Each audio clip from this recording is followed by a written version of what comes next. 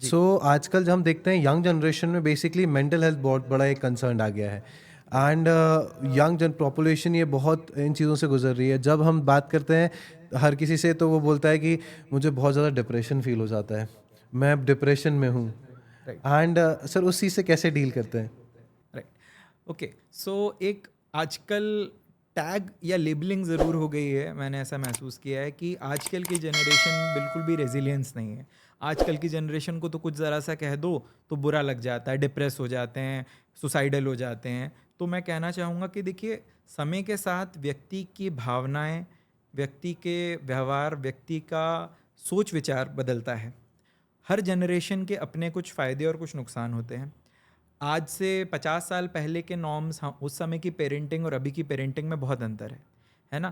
पहले बच्चों को डाँटना, मारना कोई बहुत बड़ी चीज़ नहीं थी। पर अगर इस समय हम बात करें तो उनको ऊँची आवाज़ में भी कुछ कह दें तो बुरा लग जाता है ना? अभी आपने रिसेंटली शायद पेपर्स में पढ़ा होगा, बच्चों को खेलने नहीं दिया तो कोई बहुत बड़ा कदम उठा लेते हैं, सुसाइड कर लेते हैं, घर से भाग जाते हैं, चोरी कर लेते हैं, नशे की आदतों में पड़ जाते हैं। तो ऐसा नहीं है कि पहले ज़माने के बच्चे और आजकल के बच्चे अलग हैं।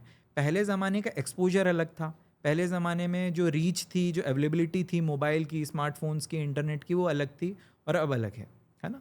तो हम ये नहीं कह सकते कि अभी की जनरेशन किसी भी प्रकार से कम है या किसी भी प्रकार से ज़्यादा है। हर जनरेशन अपने अनुसार अपने आप को ढालती है। तो आपने जो कहा कि अभी डिप्रेशन की समस्या ज़्यादा हो रही है या ऐसा है, तो मुझे लगता है हाँ, डेफ़िनेटली आजकल का जो लाइफ़स्टाइल है उसमें स्ट्रेस काफ़ी ज़्यादा है।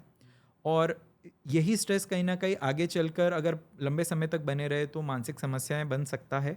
डिप्रेशन की समस्या हो सकती है, एंग्ज़ायटी डिसऑर्डर्स हो सकते हैं। एक अच्छी बात इस जनरेशन की ये है कि अभी की जनरेशन वोक है, यानी कि अपने बारे में, अपनी मेंटल हेल्थ के बारे में बात करने से कतराती नहीं है। और to be very frank, mostly जो हमारे पास पेशेंट्स आते हैं वो इसी एज ग्रुप के होते हैं, 18 टू 30 ईयर्स वाले। ये बच्चे या ये यंग जनरेशन जो हैं, उन्हें काफ़ी हद तक समझ होती है कि हमारे साथ जो अभी हो रहा है, हम पहले ऐसे नहीं थे और अभी हमारे बिहेवियर में चेंज है।